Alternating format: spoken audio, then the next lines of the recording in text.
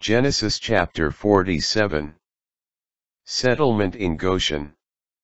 Joseph went and told Pharaoh, "My father and my brothers have come from the land of Canaan, with their flocks and herds, and everything else they own, and they are now in the region of Goshen." He then presented to Pharaoh 5 of his brothers, whom he had selected from their full number. When Pharaoh asked them, "What is your occupation?"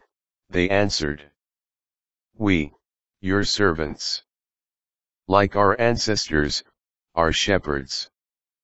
We have come," they continued, "in order to sojourn in this land. For there is no pasture for your servants' flocks, because the famine has been severe in the land of Canaan. So now please let your servants settle in the region of Goshen." Pharaoh said to Joseph, "Now that your father and your brothers have come to you, the land of Egypt is at your disposal. Settle your father and brothers in the pick of the land. Let them settle in the region of Goshen.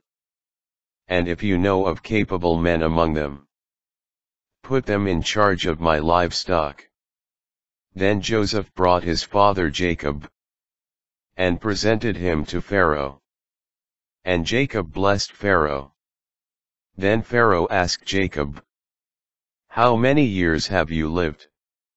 Jacob replied, "The years I have lived as a wayfarer amount to 130. Few and hard have been these years of my life, and they do not compare with the years that my ancestors lived as wayfarers." Then Jacob blessed Pharaoh, and withdrew from his presence. Joseph settled his father and brothers and gave them a holding in Egypt on the pick of the land, in the region of Ramses, as Pharaoh had ordered. And Joseph provided food for his father and brothers and his father's whole household, down to the youngest. Joseph's land policy. Since there was no food in all the land, because of the extreme severity of the famine, and the lands of Egypt and Canaan were languishing from hunger, Joseph gathered in, as payment for the grain that they were buying, all the money that was to be found in Egypt and Canaan, and he put it in Pharaoh's house. When all the money in Egypt and Canaan was spent, all the Egyptians came to Joseph, pleading, "Give us food. Why should we perish in front of you? For our money is gone. Give me your livestock if your money is gone." Replied Joseph, "I will give you food in return for your livestock." So they brought their livestock to Joseph, and he gave them food in exchange for their horses, their flocks of sheep and herds of cattle, and their donkeys. Thus he supplied them with food in exchange for all their livestock in that year. That year ended, and they came to him in the next one and said, "We cannot hide from my lord that, with our money spent, and our livestock made over to my lord, there is nothing left to put at my lord's disposal, except our bodies and our land. Why should we and our land perish before your very eyes? Take us and our land in exchange for food, and we will become Pharaoh's slaves, and our land his property. Only give us seed, that we may survive and not perish, and that our land may not turn into a waste." So Joseph acquired all the land of Egypt for Pharaoh. Each of the Egyptians sold his field, since the famine weighed heavily upon them.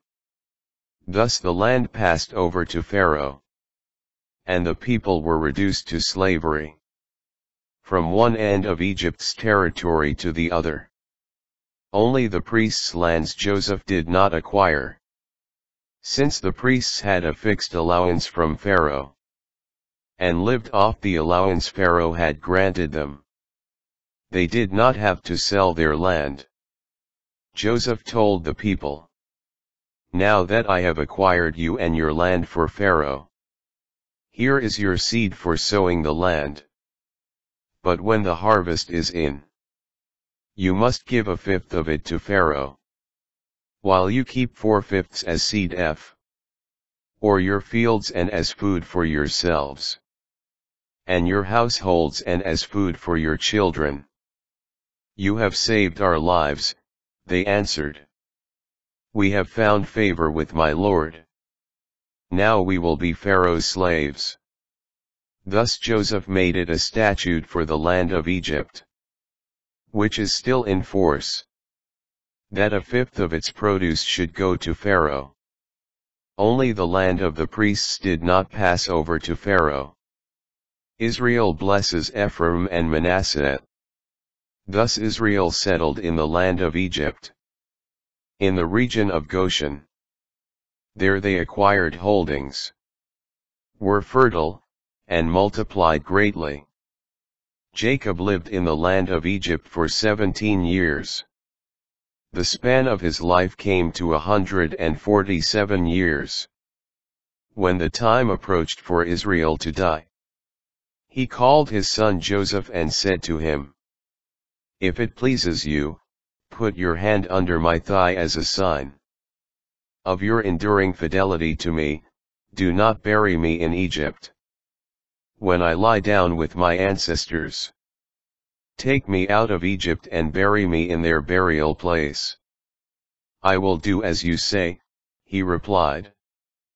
But his father demanded, "Swear it to me." So Joseph swore to him. Then Israel bowed at the head of the bed.